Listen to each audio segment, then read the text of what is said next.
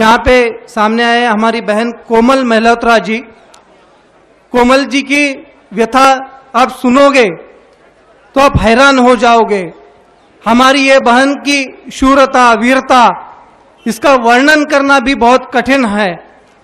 इसने एक चोर को और कोई बहन की चेन स्नैच करते हुए, चेन गले की सोने की चेन खींचते हुए देखा और उसने उस चोर को पकड़ने की कोशिश की तो उसके हाथ में रिवॉल्वर था। उसने कहा मैं तुझे गोली मार दूंगा, मुझे छोड़ दे।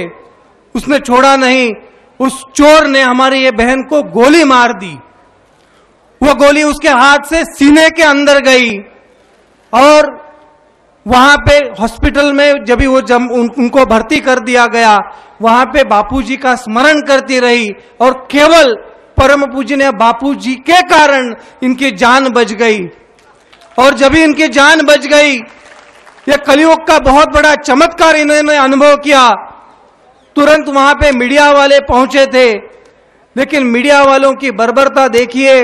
जब भी मीडिया वालों ने इनसे बाइट मांगी तो इन्होंने कहा कि मेरे परम पूजनीय बापूजी के कारण मेरी जान बची है। तो मीडिया वालों ने कहा कि बापूजी का नाम मत लो, तो ही हम आपका इंटरव्यू दिखाएंगे।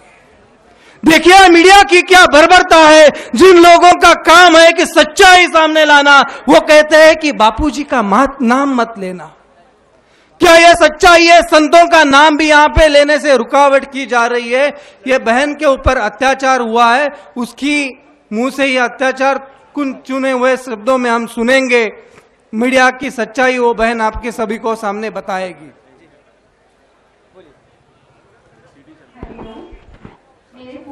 गुरुदेव के चरणों में मेरा शत शत वंदन। मेरी जिंदगी का सबसे बड़ा अनुभव, सबसे तटस्थ अनुभव मैं आप सबके साधकों के सामने रखना चाहती हूँ। गुरुजी कहते हैं दीक्षा के बाद 33 प्रकार के फायदे तो होते ही हैं।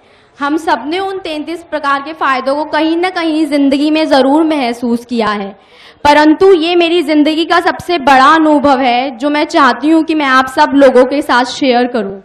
मैं इसको रूबरू करूंगी आपसे। 29 जुलाई 2013 को मैं अपने घर के बाहर झाड़ू मार रही थी और इतने में मैंने देखा कि मेरे सामने एक औरत को चेन छीनने के कारण उसको साथ 2 लड़के बाइक में उसके साथ मारपीट कर रहे थे और उसकी चुन्नी छीन रहे थे। वो लड़की अपनी चेन बचा रही थी क्योंकि वो उसको चेन छीनना चाहते थे, परंतु मुझे कहीं से भी ये अंदाजा नहीं था कि वो चेन अपनी बचा रही है। मुझे लगा वो उसके साथ बदतमीजी कर रहे हैं और जबरदस्ती कर रहे हैं। इसको देखकर मेरे को लगा, मेरा उस दिन दिल्ली यूनिवर्सिटी का इंटरव्यू था। मैंने सोचा झाड़ू मारकर जाती हूँ और अपना तैयार होती हूँ, मैं क्यों किसी के पछड़ों में पड़ूं, मेरा इंटरव्यू है, मैं जल्दी जल्दी करती हूँ। जैसे ही मैंने अंदर की तरफ कदम बढ़ाया, मुझे मेरे गुरुदेव की प्रेरणा हुई कि मैंने तेरे को सत्संग में ये नहीं सिखाया कि कोई अगर निर्बल हो तो उसको मुंह छोड़कर, उसका साथ छोड़कर चले जाओ। मेरे गुरुदेव ने मुझे प्रेरणा दी और बोले तेरे अंदर अभी मैं ही खड़ा हूं और जाकर उस औरत को बचा। गुरुदेव की उस प्रेरणा को पाकर मैं उसके सामने गई और मैंने बाइक वाले को बोला इस औरत को छोड़ दे, नहीं तो मैं तेरे को झाड़ू मार दूंगी। और वो इतना पतला सा था बाइक वाला कि उसको लगा कि अगर इसने मुझे झाड़ू मार दिया तो मैं गिर जाऊंगा और ये औरत बता देगी कि मैं चेन छीन रहा हूं तो मैं फटाफट पुलिस मुझे अंदर कर देगी, क्योंकि हमारी गली में 2-2 स्कूल्स हैं। लेकिन उसने क्या किया, उसके आगे वाले ने बोला इस लड़की को गोली मार, तो उसने अपनी शर्ट के अंदर से गोली निकाली और अपनी हाथों में दबाकर, ताकि मैं भाग ना पाऊं, उसने मुझे शूट किया। तो गुरुदेव ये मेरी प्रेरणा से जो मैंने ये काम किया, उसने मुझे शूट किया। लेकिन मेरे को इस अपनी जिंदगी का सबसे बड़ा ये अनुभव है कि मैं गोली खाकर कहीं धराशाही नहीं हुई। मेरे सामने मेरी उंगली आ गई, ऐसे मैंने उसे झाड़ू मारा तो ये उंगली पहले मेरे गोली के और मेरे बीच में आ गई। इसकी वजह से ये उंगली एकदम चीड़ हो गई। इसके सामने सारी हड्डी को चीरकर गोली मेरे फ्रंट चेस्ट पे लगी। लेकिन मैं अंदर आई, मैंने अपनी मम्मी को बताया कि मुझे गोली लग गई है। मम्मी बड़ी हक्की बक्की रह गई कि तुम्हें गोली कैसे लग गई, तुम तो अभी झाड़ू लेकर जा रही थी, तुम्हें तो स्कूल अभी दिल्ली यूनिवर्सिटी जाना था।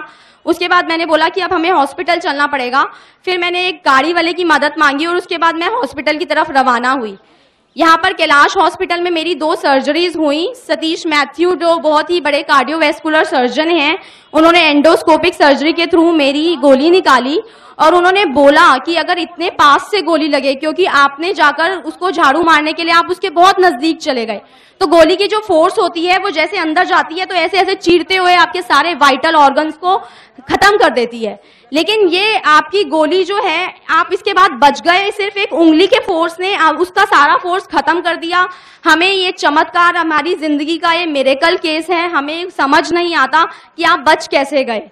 तो मतलब मैं जब उनके वर्ड्स सुन रही थी तो मैं अपने गुरुदेव को शत शत प्रणाम कर रही थी, क्योंकि जो हम सुनते हैं, अगर इष्ट मजबूत हो तो अनिष्ट नहीं होता, तो वो मेरी जिंदगी में प्रत्यक्ष मैंने वो अनुभव किया है कि मेरा अनिष्ट होते होते रुक गया। मेरा अनुष्ठान चल रहा था उस समय और मेरा अनिष्ट रुक गया। आज हम गुरुदेव के बारे में ये लोग इतनी बातें करते हैं, मैं सिर्फ आपसे 2 बातें करना चाहूंगी कि इस गुरुदेव ने ही मुझे ऐसी प्रेरणा दी है, ऐसी शक्ति दी है कि हम कभी ऐसे संस्कार दिए हैं। अगर मैं 2000 में गुरुदेव के सत्संग में गई थी, अगर मैंने उनमें यौवन सुरक्षा नहीं पढ़ी होती, अगर मैं ये सब कुछ नहीं सोचा होता, ऐसे संस्कार नहीं मिले होते, जो गुरुदेव ऐसे संस्कारों को परिपक्व करते हैं, उनके गुरुदेव के ऊपर ऐसे लांछन लग रहे हैं, ये बहुत शर्मसार की बात है। अगर मैंने यौवन सुरक्षा पढ़ी, मेरे गुरुदेव ने मुझे ऐसे संस्कार दिए, तभी मैं उस लड़की को बचा पाई और उस लड़की को रोक पाई। गुरुदेव हमारे को संस्कारों से परिपूर्ण करते हैं। मैं अपने गुरुदेव के चरणों में प्रणाम करना चाहूंगी और मैं बोलूंगी, अगर मेरी जिंदगी बची है तो मेरे सिर्फ गुरुदेव के कारण बची है। हरिओम।